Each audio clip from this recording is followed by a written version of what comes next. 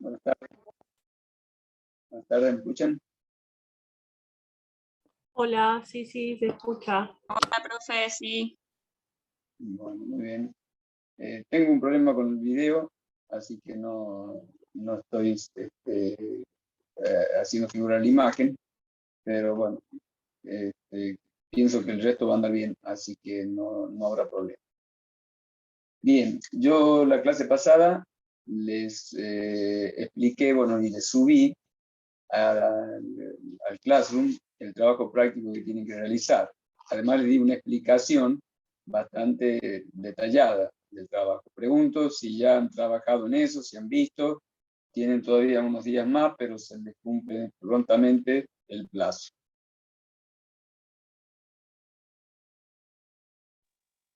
Profe, nosotros ya lo enviamos. No sé si le Sí, llegó. eso estaba por decir, exactamente. Me llegaron algunos, tendría que buscar quiénes. Les recuerdo que tienen que entregar antes de la fecha límite que está indicada. Es condición para regularizar la materia el entregar en tiempo y forma. El error después lo creo pero no podemos no entregar el trabajo en tiempo y forma. ¿De acuerdo? ¿Alguna duda? Sí. Bien, bueno, muy bien. Simplemente les recuerdo, tienen el material subido, tienen las indicaciones. Eventualmente, si tienen alguna dificultad, bueno, lo harán y quedará expuesta esa dificultad. Considero que con el material que les subí, más el video en donde les aclaré lo que tienen que hacer, deberían estar en condición. Esto requiere un mínimo esfuerzo de ustedes porque es algo al que normalmente no están, digamos, acostumbrados, que es trabajar con gráficos, o marcar puntos, o hacer un despeje de una fórmula. Pero eso está explicado con todo detalle en la fórmula, en el video. Eventualmente, trabajando en grupo, se pueden complementar entre ustedes. Eso está puesto en un nivel muy básico, por lo tanto, yo sé que ustedes en general, digo por experiencia de otros años, vienen con una formación en matemática y en lo que es graficaciones, trabajo con funciones, que en lo más básico estoy hablando, ¿no? Con ciertas falencias y además la falta de tiempo o el tiempo que hace que muchos han dejado ya el secundario, a veces les genera cierta dificultad. Pero en función de eso, lo que les di es algo muy básico, está explicado con todo detalle y además entre ustedes se pueden complementar. Así que bien, realicen esa tarea y bueno, y entreguenla en tiempo y forma. Yo les voy a enviar un mail, no sé si les envié, entrega de TP, para que aquellos que ya me lo entregaron me lo vuelvan a entregar, de modo tal que todos estén entregados respondiendo ese mail. Esto digo para que se generen todos en una cadena de mail y no tenga por allí algún error de control en donde alguno que entregue el trabajo pueda no llegar a encontrar. ¿De acuerdo? Si yo le voy a enviar un mail en el que le pido, digo, entrega de TP de estadística, le aclaro el TP, creo que es el TP3, ¿no? Y allí les digo que bueno, que me contesten ese mail adjuntando aún aquellos que ya me lo enviaron, me lo vuelvan a enviar. ¿De acuerdo? ¿Alguna duda? No, profe. Ninguna. Bueno, muy bien. Repasando el Classroom, vi que le subí bastante material. Creo que, bueno, yo le diría que relativamente conforme, uno nunca está conforme. Siempre piensa que se pueden hacer mejor las cosas, eso es natural. Pero en el balance, insisto, estoy muy conforme porque hemos visto detalladamente temas como todo lo que es el tema de medidas de exposición, medidas de dispersión, se han hecho trabajos, se han hecho ejercicios, se ha explicado el concepto, se ha aplicado lo que son distribución de frecuencias, lo que son graficaciones, hemos visto todo lo que es histograma y representaciones, diagrama de tortas, etc. Y bueno, también las curvas de aproximación a los gráficos representativos de barra, que terminan bueno, con lo que se llama polígono de frecuencia, que resulta del histograma. Por otra parte, también he desarrollado algunos conceptos de probabilidad básicos y el tema variable aleatoria. También hemos visto, en relación con el concepto de variable aleatoria, el concepto de esperanza matemática. Ese concepto es algo un poco difícil de entender para todos. Esto no es solamente para ustedes, aún para los alumnos que siguen la carrera de matemáticas. Por eso considero que los ejemplos les permiten entender realmente la aplicabilidad de esta herramienta. Se llama esperanza matemática o valor esperado. Básicamente hemos visto un tema que tiene mucha relación con la carrera de ustedes, que es la resolución de matriz de decisión aplicando valor esperado, ¿no? Y hemos tomado casos en donde aplicamos con el criterio de valor esperado. También hemos aplicado algunos otros criterios de decisión, como el concepto de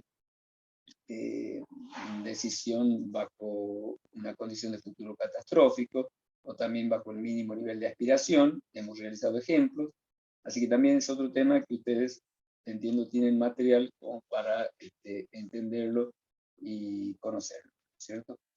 Así que, bueno, también les expliqué, relacionado con este tema, algo que considero de mucho valor para la carrera de ustedes, que es todo lo básico en materia de toma de decisiones. Hay un Word que le subí en donde está explicado las jerarquías de las decisiones, decisiones estratégicas, tácticas, operativas, qué tipo o por qué están calificadas de esta manera, quiénes son los que realizan esa toma de decisiones. También les hice una referencia al análisis FODA, que es fortaleza, oportunidad, debilidad y amenaza. También les hice referencia al análisis AFA, que es aptitud, factibilidad y aceptabilidad de una alternativa.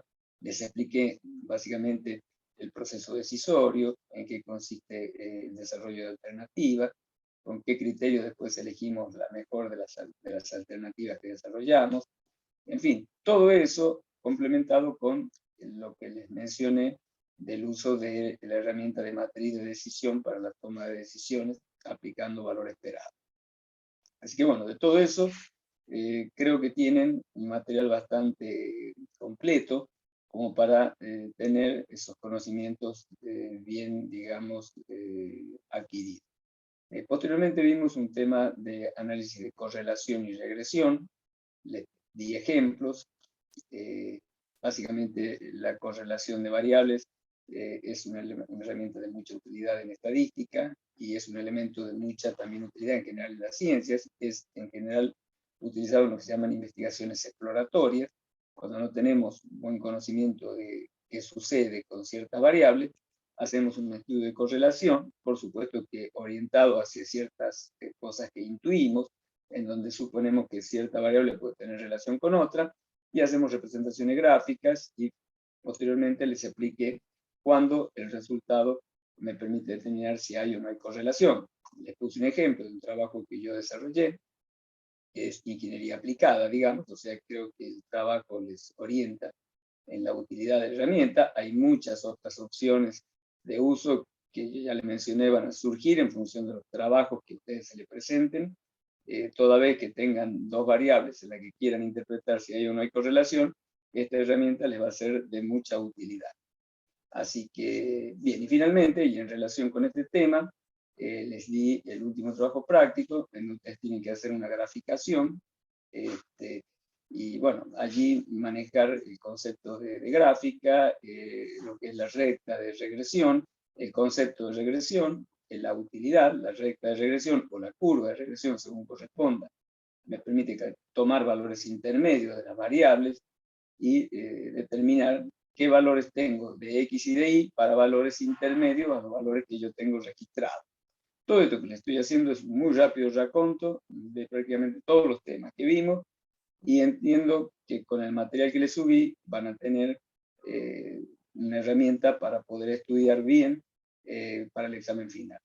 Un poco paradójicamente, todos de alguna manera sabemos que la virtualidad nos ha generado, digamos, dificultades en lo que es el proceso de enseñanza, pero en el caso de esta materia, comparativamente con otros años en que era presencial, me ha permitido realizar estos videos que antes obviamente no se realizaban porque no desarrollábamos este tipo de reuniones Zoom y demás, y considero que el que ustedes tengan este material video grabado para estudio es una, yo diría, una ventaja comparativa importante respecto a la que tenían los alumnos en la época de la presencialidad, porque en esas situaciones yo explicaba clases como la que ustedes verán en los videos, pero los apuntes que tomaban los alumnos, obviamente, no les permite recuperar bien todo lo que se dio, en tanto que de esta manera, con los videos, sí se puede. Y eso se materializa en que sean esos videos las herramientas básicas de estudio con las que ustedes van a tener que prepararse para el examen final. Así que bien, esto es un poco la orientación de la materia. Rápidamente les hice una referencia muy genérica a todo lo visto y lo dado. Les pregunto si tienen alguna duda en orden a todo esto que les mencioné, me la comentan.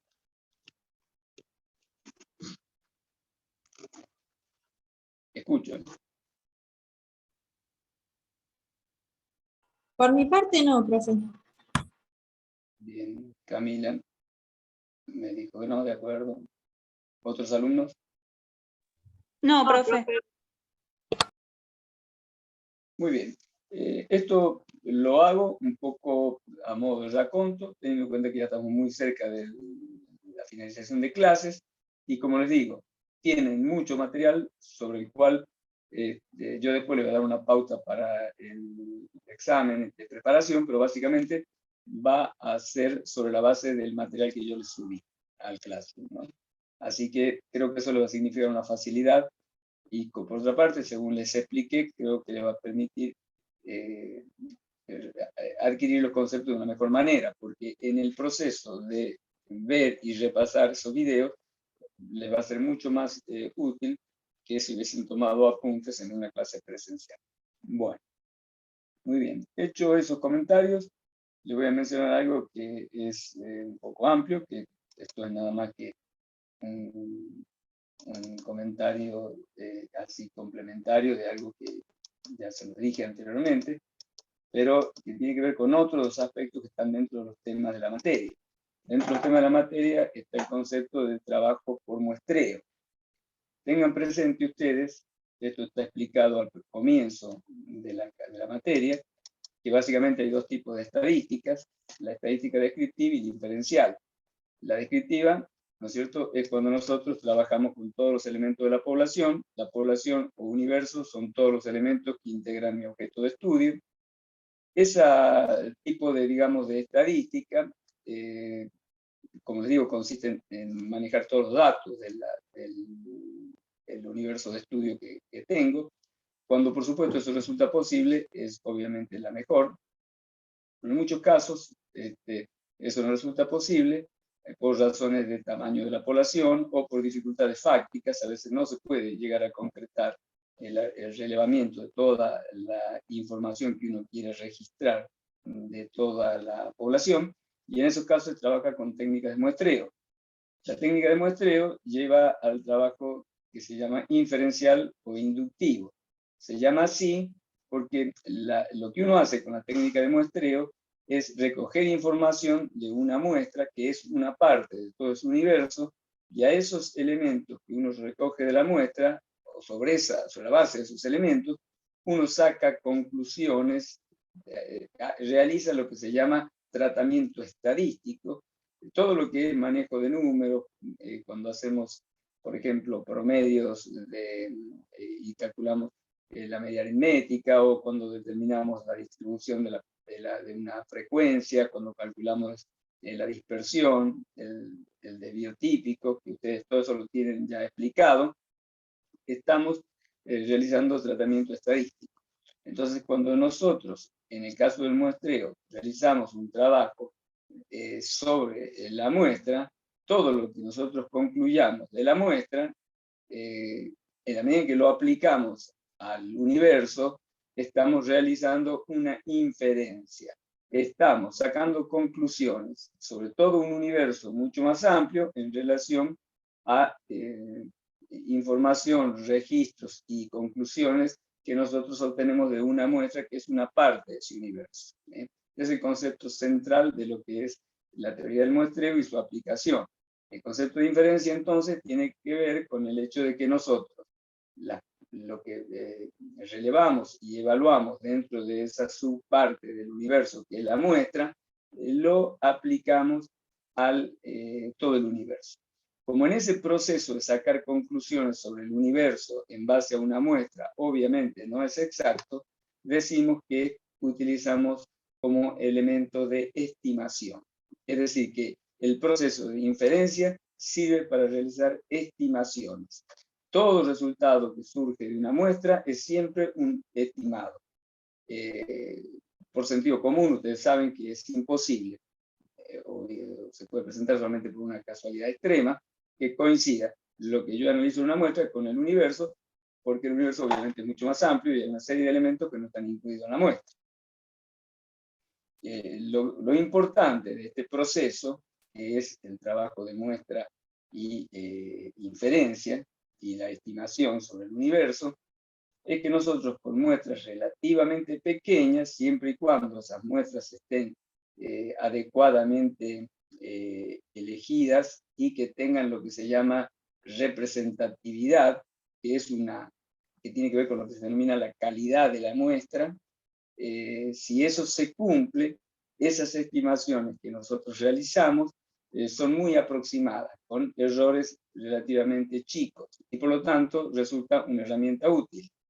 Ahora, tienen que tener muy presente que si yo hago una mala selección de una muestra, es decir, no aplico criterios que permitan que haga que esa muestra sea representativa, voy a sacar conclusiones absolutamente erróneas, porque al no tener esa, llamémosle, representatividad, la muestra del universo, es decir, que tiene cualidades diferentes, en proporciones diferentes, voy a sacar conclusiones estimadas que pueden tener errores que ni siquiera puedo calcularlos ni controlarlos.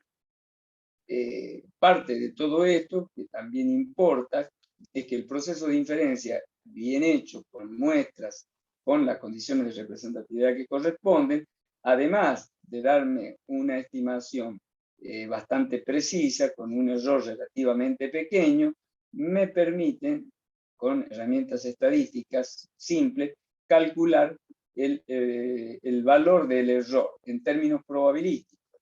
Pero, es decir, yo no solamente digo que estoy estimando que el valor del universo es tal, el que sea, sino que además doy la precisión de que puede el verdadero valor, recuerden que el verdadero valor no lo conocemos, porque es el verdadero valor del universo que no lo relevamos, nosotros hemos relevado el dato de la muestra, pero decimos que esa estimación está relativamente cerca del verdadero valor, y que el verdadero valor se puede encontrar dentro de lo que se llama un entorno, que es más o menos ese valor de estimación, con un cierto nivel de probabilidad.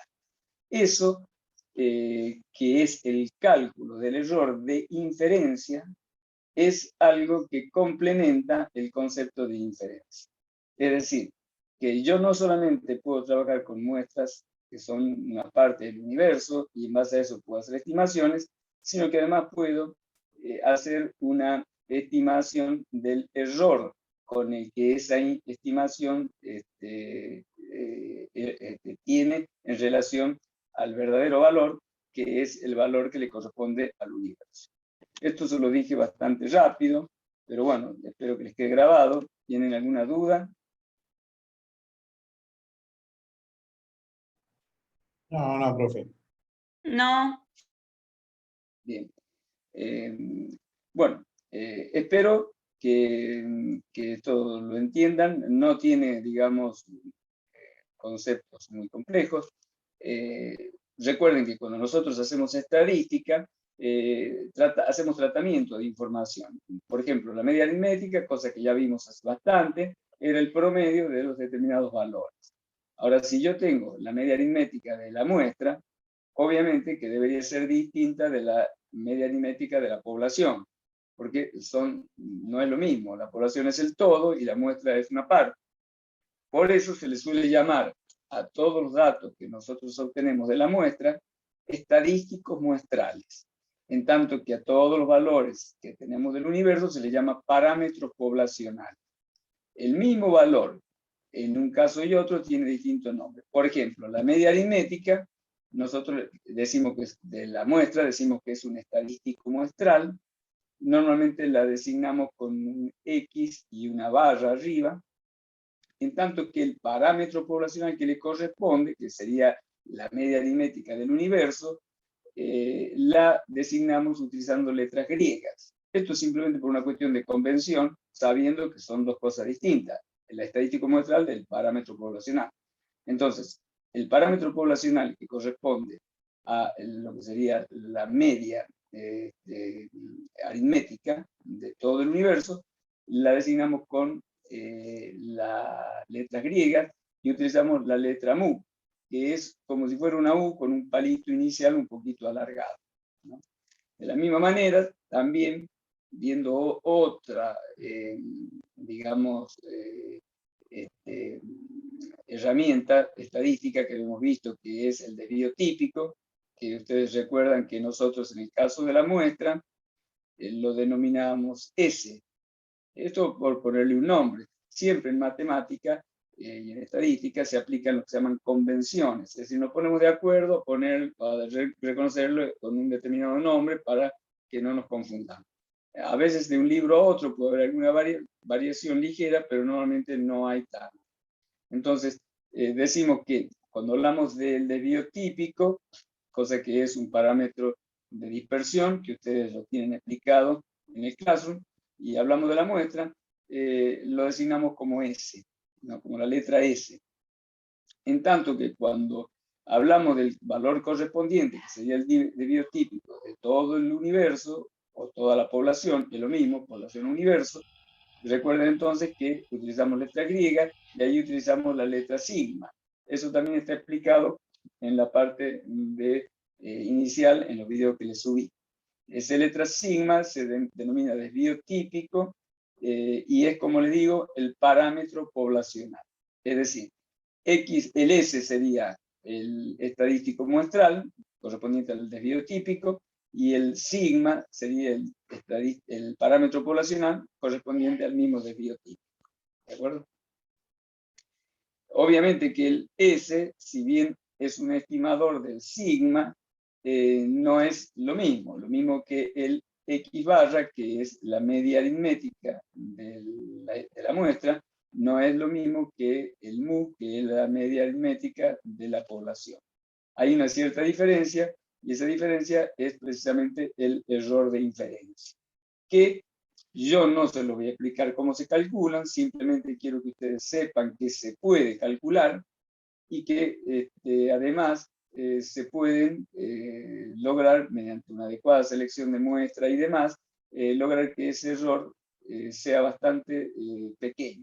Con lo cual podemos tener, a través de la herramienta de técnica del muestreo, determinaciones estimadas de lo que son datos del universo con errores pequeños. Y además lo podemos ajustar según la necesidad que nos requiere el problema. Es decir, si el problema me requiere una mayor precisión, puedo ajustar algunos aspectos que hacen a la muestra, por ejemplo, cantidad de elementos de la muestra, para lograr que el error esté dentro de los valores que la precisión del problema que estoy manejando lo requiere.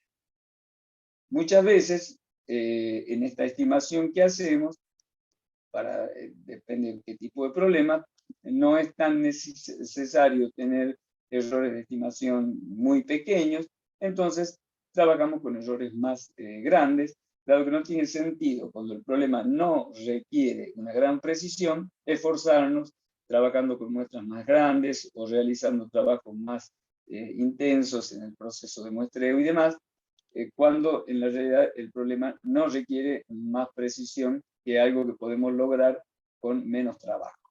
Entonces, allí adecuamos en relación a la precisión que nos requiere el problema, el error con el cual trabajamos.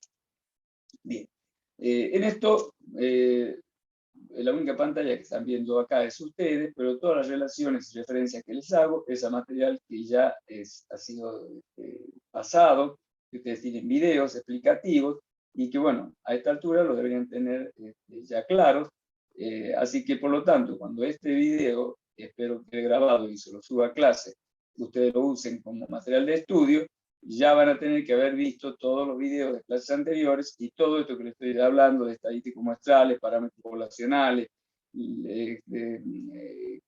por qué designamos, bueno, X barra y qué es la media aritmética, qué es el desvío típico, en fin, todo esto que les acabo de mencionar les va a quedar mucho más claro y bueno, no van a tener dificultades en entender. ¿De acuerdo?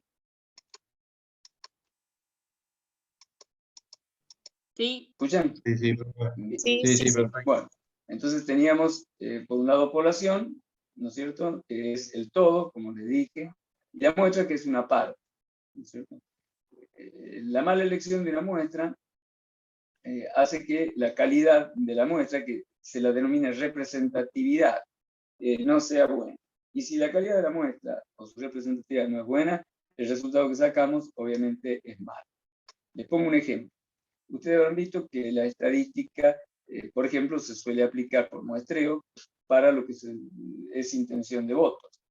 Si uno, por ejemplo, va a realizar una muestra para intención de voto en un determinado lugar, por ejemplo, no sé, Puerto Madero, les digo, y determina intención de votos para un tipo de una elección, por ejemplo, provincial o nacional, lo que fuere, y saca conclusiones de inferencia de intenciones de voto en base a esa muestra que ustedes toman en ese lugar, obviamente, creo que ustedes lo van a entender, que una muestra tomada en ese lugar no es representativa del resto del país, porque en el aspecto económico, que es uno de los aspectos, no es el único, hay muchos otros, no existe una proporcionalidad entre lo que uno encuentra en la muestra y de lo que hay en el universo, porque lo está haciendo en un segmento de alto nivel adquisitivo y no sirve, ¿no es cierto? De la misma manera, hay otros aspectos que en función estoy en este caso poniéndoles como ejemplo el tema de las estadísticas de intención de voto, que son bastante por ustedes conocidas porque aparecen en los diarios y suele ser muy frecuente, es una herramienta entre otras, en donde se ve que la técnica de muestreo tiene una enorme aplicación. Les decía que como eso es bastante reconocido para ustedes y suele ser usual, les hago esta referencia. Pero como les decía, no es solamente el nivel de adquisitivo lo que determina, digamos, la representatividad de la muestra, sino hay otros aspectos. Por ejemplo, les puedo mencionar la religión. Normalmente, o depende de las circunstancias, puede suceder que en una determinada elección estén en juego aspectos como, por ejemplo, el tema del aborto, en donde tiene relación el pensamiento de la gente y las intenciones de voto con aquellos partidos que propugnen una u otra situación en orden a este tema. Entonces, se entiende que la condición de religión es una variable que tiene relevancia a la orden de ver la intención de voto. Entonces tendríamos que tener en la población, en la muestra, una proporción similar a la que tenemos en el universo en relación a la religiosidad de las personas, por ejemplo. Ahora yo les mencioné dos variables. Les mencioné la variable nivel económico y la variable religión, pero hay muchas otras. Por ejemplo, si una persona trabaja en un lugar estatal o en un lugar privado, en relación a las políticas que propone un partido u otro, puede haber diferencias. Entonces, por lo tanto, también constituye una variable relevante. Es decir, que ustedes pueden ir viendo que hay muchas variables relevantes. Les hablé de nivel económico, les hablé de la religión, también el tema si se trabaja en el Estado o no, pero también, por ejemplo, dependiendo de la región en la que se encuentren, hay regiones en donde hay mayores o menores tendencias según el sector que gobierne en ese lugar para estar o no de acuerdo con tal o cual candidato. Y en definitiva, como ustedes ven, aparecen muchas variables que deberían encontrarse en una proporción similar en la población y en la muestra, para que la muestra sea representativa. Eso nos lleva a algo bastante complejo, porque lograr que todas estas variables, les he mencionado solo 3 o 4, pero podemos seguir, ¿no es cierto? Incluso hay variables que no son relevantes. Por ejemplo, si una persona es hincha de un determinado cuadro o no, uno puede decir que esa variable no tiene relevancia o no tiene relación con la intención de voto, en tanto que otras, como las que le mencioné, sí. Pero como le digo, hay muchas variables, algunas relevantes en relación a lo que estoy relevando, que es la intención de voto, y otras que no son relevantes, pero el conformar una muestra que contenga en la proporción similar a la del universo todas estas variables es algo bastante complejo y difícil de realizar. Ello se simplifica mediante un proceso en el cual se hace lo que se llama una elección al azar, con la condición de que todo el universo tenga la misma probabilidad de ser elegido. Si nosotros logramos realizar, ¿cómo haríamos, por ejemplo, en todo el país una elección que cumpla estas dos condiciones? Es decir, elección al azar y que todos tengan la misma probabilidad de ser elegidos.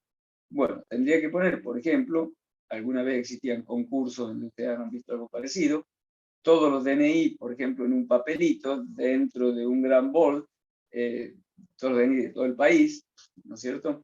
Y realizar una extracción al azar de una cantidad de esos elementos de ese bol, y de esa manera tendríamos las dos condiciones. Es decir, estamos eligiendo al azar y todos tienen la misma probabilidad de ser elegidos, dado que en el bol se encuentran todos los papelitos y por lo tanto no hay una mayor probabilidad de que elija a uno con respecto a otro.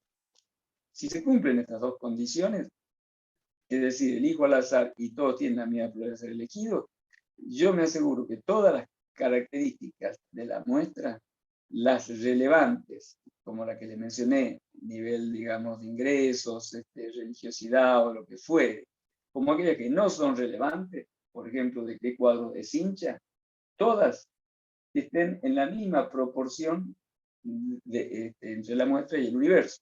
Esto se cumple por una regla probabilística. Entonces, esta regla probabilística me facilita mucho este problema porque me simplifica el proceso de conformación de la muestra, que de no ser así me exigiría todo esto que les mencioné de tener la proporcionalidad entre cada una de las variables que les mencioné entre la muestra y el universo. Entonces, esa es la gran, digamos, yo les diría, herramienta que la estadística nos incorpora en cuanto a lograr lo que se llaman muestras representativas.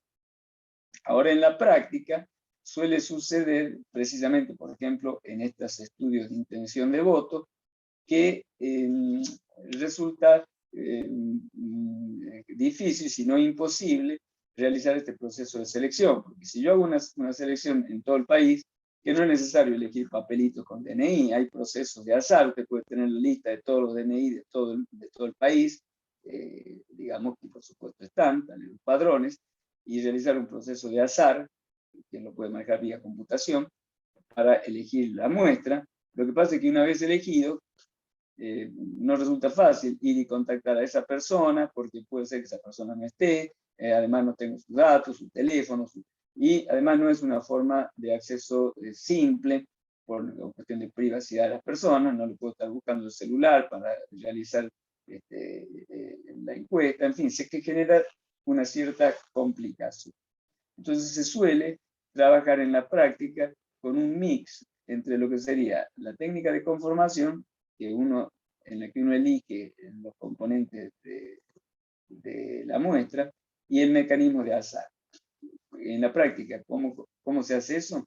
Se toman, por ejemplo, 3 o 4 sectores relevantes de todo el país, por la densidad demográfica. Por ejemplo, se toma el Gran Buenos Aires, el AMBA, ¿cierto? Se toma Rosario, Santa Fe, Córdoba, a veces Tucumán, y bueno, a veces se reduce a eso, porque quienes hacen ese trabajo tienen un conocimiento más o menos claro de cuán representativos son esos sectores y qué errores pueden surgir por el hecho de no estar incluyendo el resto, que en términos numéricos no son tanto, porque ahí se encuentra el grueso de la población. Esto sí, por supuesto, si se tratara de una elección a nivel nacional, por ejemplo, para presidente. Entonces, se hace esa selección por área, mencioné, por ejemplo, AMBA, Córdoba, Santa Fe, eventualmente Tucumán, por ejemplo. Y dentro de esos lugares se hace un proceso aleatorio, se suele, por ejemplo, llamar por teléfono. Esto también tiene un problema, porque cuando te llama por teléfono, no todos tienen teléfono, entonces ya no todos tienen la misma probabilidad de ser elegidos, con lo cual no se cumple estrictamente la condición de que todos los elementos del universo tengan la misma probabilidad de ser elegidos, pero el error que introduce no es tan grande, y bueno, y aparecen, digamos, estos pequeños nuevos tipos de errores que tienen que ver con el proceso de selección, pero que los encuestadores más o menos conocen y lo pueden calcular y acotar, de modo que ellos trabajan con ese modo de trabajo.